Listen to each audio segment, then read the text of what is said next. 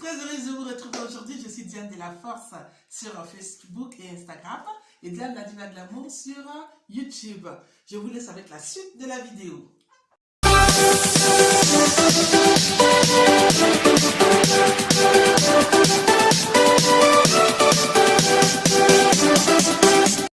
Alors, donc aujourd'hui, nous allons parler de comment affronter le regard des autres.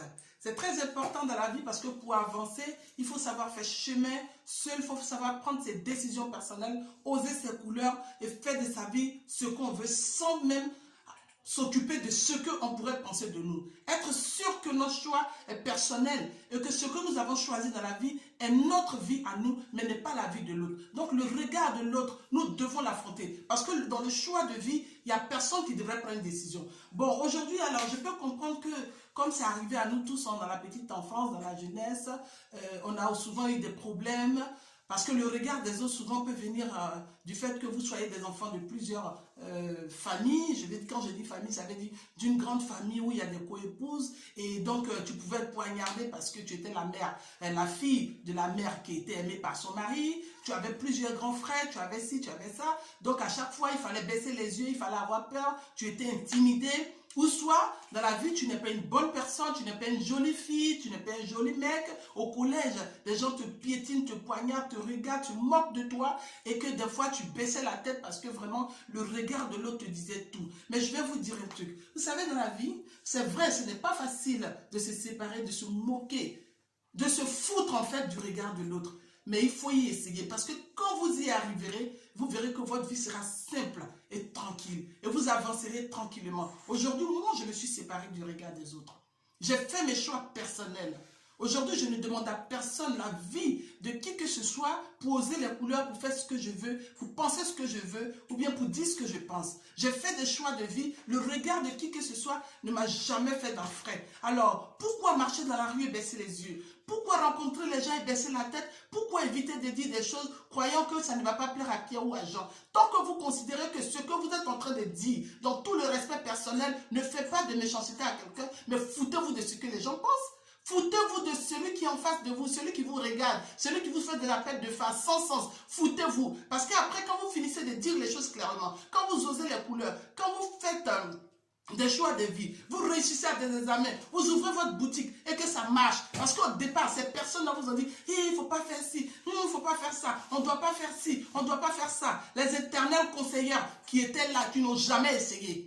Et qu'à cause il y a certaines personnes aujourd'hui qui ne sont pas arrivées. Et que vous passez le cap, vous vous foutez d'eux, vous vous foutez de leur regard. Quand vous devenez, c'est les mêmes qui viennent s'allier. Donc alors, qu'est-ce que vous attendez de la vie? Que Pierre, Paul ou Jacques viennent vous dire que ce que vous faites est bien. Que Jacques vienne vous dire, vienne poser, comment on appelle son nom, son tampon pour certifier que le choix que vous avez fait est bien. Non. Non, ce n'est pas possible. C'est vous-même qui devez porter un tampon à vos choix, au choix de couleur, au choix de la vie que vous avez choisi. Je peux comprendre que ce n'est pas facile de s'en séparer du regard des autres parce qu'on a un passé. Aussi, ça dépend. Chacun a sa vie, je comprends. Mais mettez-vous en marche. Foutez-vous de ce que les gens peuvent penser de vous. Parce que votre vie, elle est unique. Nous sommes tous uniques sur cette terre. Et nous avons une raison d'être là. Alors, pourquoi ton voisin ou ta voisine ou ta copine devrait certifier tes choix? Pourquoi? Ce n'est pas possible. Fais ce que tu as à faire parce que la vie est unique. On n'a que ce que nous méritons. Donc, si tu fais de très beaux choix, personnellement, personne n'a le droit de te dire « Ah non, si, ah non, ça, ah cela ». Non. Séparez-vous de tout ça. Foutez-vous de ce que les gens pensent de vous. Avancez. La vie est faite d'avancement. La vie est faite de réussite. Mais la réussite dépend de ce que vous faites de votre vie. La réussite dépend des choix que vous faites de votre vie. Foutez-vous des regards des autres. Commencez à bâtir vous-même votre vie, votre avenir et celui des enfants. C'est très important. Vous voulez oser les couleurs, ta copine ne doit pas avoir le choix de te dire ce qu'elle pense. Pourquoi tu devrais aller demander à une copine ou à un ami de savoir est-ce que ci est bien, est-ce que ça n'est pas bon, est-ce que ça me va? Si tu as une forme entonnoir, mais habille-toi avec cette forme-là, mets-toi en valeur, fais tes choix.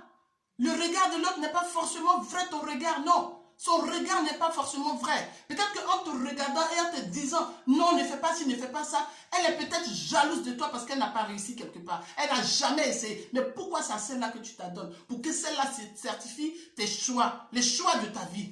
Fous-toi de son regard et avance. La vie reste la vie. On n'a qu'une seule vie. Tu es né pour avancer. Personne ne devrait coacher ta vie que toi seul. Je m'aime et je vous aime. C'était Diane, la diva de l'amour. À bientôt. Heureuse, fini l'époque où ta confiance était aveugle.